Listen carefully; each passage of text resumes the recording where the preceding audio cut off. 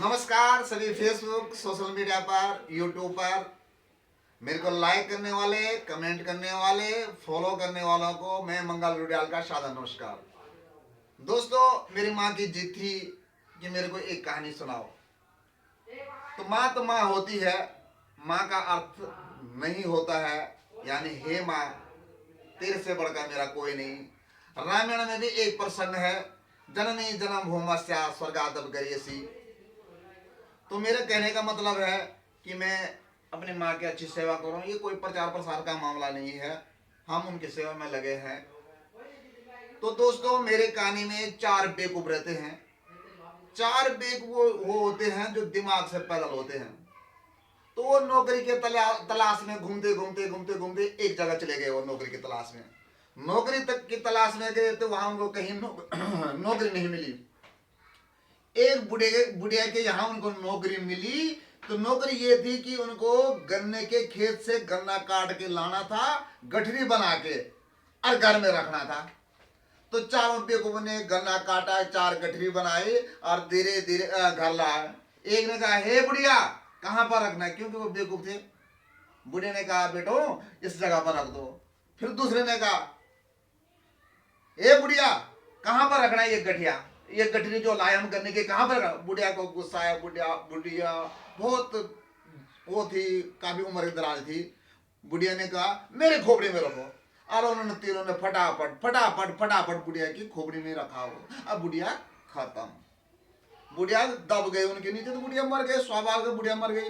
तो बुढ़िया जब मरी तो उन्होंने कहा, यार बुढ़िया को गन्ने के नीचे कर क्या रहे। बेवकूफ थे, उनको माइंड नहीं था, दिमाग नहीं था। तो उन्होंने ये सोचा कि बुढ़िया हमको चाय पानी पिलाने की जगह बुढ़िया गठरी के नीचे सो गई।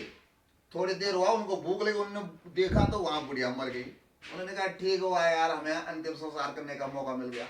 उन्होंने क्या करा, एक बांस का डंडा, एक ने कहा यार एक कहा 2 डंडों के चक्कर में पड़े हुए, एक बांस का डंडा लाते हैं और उस डंडे पर बुढ़िया के जितने भी कपड़े हैं और सब कुछ बुढ़िया का पुतले बना के वहां पर उन्होंने ऐसा डंडा रखा।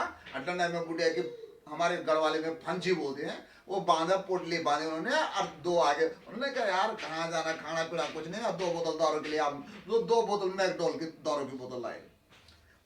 दोनों ने टन दारू पिया।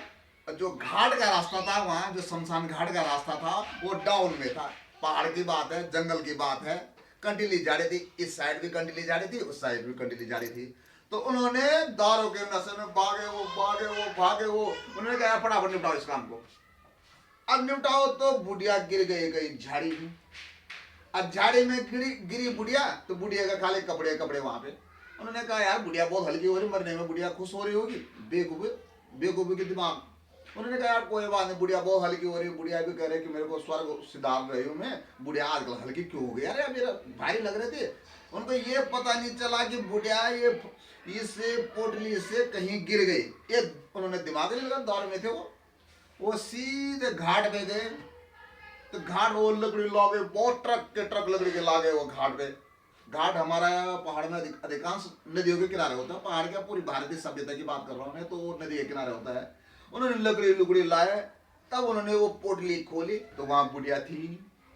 उन्होंने कहा, कहाँ गई रे बुढ़िया, बुढ़िया ने हमको ठगा दिया। तब नदी पार क्या था, एक बुढ़िया अपने बकरियों के साथ घास काट रही थी, गाना लगा रही थी। उन्होंने कहा, अरे बुढ़िया मरने के चक्कर में वहां भाग गई।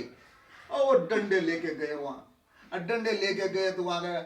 उसने कहा, उस बुढ़िया ने बोले, मेरे पीछे क्यों कर रहे, पीछे क्या करो, अभी तो हमारी पोटली में थे, आप तो घास काट रहे हो वहां, तेरे को नहीं छोड़ेंगे हम। उन्होंने पकड़ा डंडा और बुढ़िया को पीटा, मारा उन्होंने। वो बुढ़िया दूसरी थी, वो बुढ़िया को मारा उन्होंने, उस बुढ़िया को अंतिम संस्कार करा।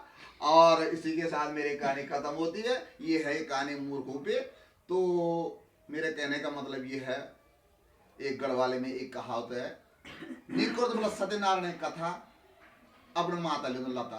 तो भाई जीवन काल में, जीवन चक्र में हमें पहले सेवा करना चाहिए, सेवा का सौभाग्य प्राप्त होना चाहिए, न कि बाद में हम बहुत कुछ करें। ये अंधविश्वास में ज़्यादा भरोसा नहीं रखता मैं इसी के साथ इस कहानी का ये समाप्त करता हूँ। अपने माँ को खुश करो। आप लेट जाओ। बहुत बहुत धन्यवाद।